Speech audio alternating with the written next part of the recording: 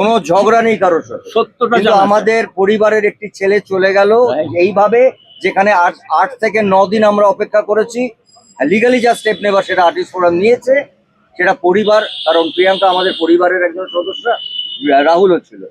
তার পরবর্তীকালে আমরা, আমাদের তো একটা নিজস্ব জায়গা আছে, এটা আমাদের জায়গা, পুরো পরিবার মিলে ঠিক করেছে আমরা এই পরিবারে, ওই পরিবারের মানুষগুলোর ওই মানুষগুলোর সাথে কাজ করবো না যারা আমাদের পরিবারের একটা ঘরের ছেলেকে নিয়ে গেছে। তাদের বলতে হবে, পাবলিকলি বলতে হবে, এবং ফাইনালি প্রিয়াঙ্কাকে বলতে হবে হ্যাঁ এটা আমি মানলাম। এখনো 9 দিন হয়েছে বলেনি তারা, আপনারা সেটা সবাই জানেন। সত্যিটা জানতে হবে, এক্স্যাক্টলি হোয়াট হ্যাজ হ্যাপেন্ড দেয়ার। এইটা we are interested in that. এইটা অবশ্যই তাদের বলতেই হবে, এক্স্যাক্টলি কি ঘটেছিল, এক্স্যাক্টলি কি ঘটেছিল, এক্স্যাক্টলি কি ঘটেছিল। রাহুল চলে যাওয়াটা আমরা বুঝতে পেরেছি যে শুধু চলে যাওয়া নয়, কাজ না করতে দেওয়াও একটা একটা একটা এমন একটা কষ্ট, সেটা আমার মনে হয় যে যাদের কাজ নেই তারা বুঝতে পারবে।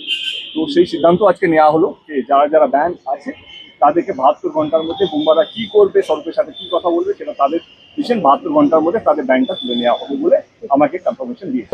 রাহুল কিন্তু এই পরিবারটাকে এক করে দিয়ে গেছে, এটা আমাদের কাছে কাম্য ছিল না, নিশ্চয়ই কাম্য ছিল না।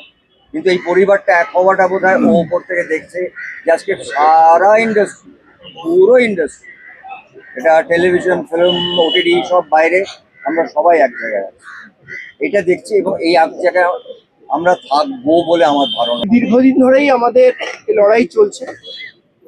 আমরা শুটিং এর সময় কলাকুশলীদের সুরক্ষা নিয়ে দীর্ঘদিন ধরেই লড়াই করছি, আলোচনা করছি, কিন্তু আমরা সেটা সম্পূর্ণভাবে করে উঠতে পারিনি। আজকে রাহুল অরুণোদয় ব্যানার্জির যে মর্মান্তিক মৃত্যু, সেখানে ফেডারেশন, আর্টিস্ট ফোরাম সবাইকে এই শুটিংয়ের সময় সুরক্ষা নিয়ে নতুন করে ভাবতে হয়েছে। কয়েকটা হয়তো টেকনিক্যাল পয়েন্টে আমাদের আলোচনা চলছে, বাট আগামী 15 দিনের মধ্যে এই যে ওভারঅল সমস্যা, এই ওভারঅল সমস্যা সমাধান হবে।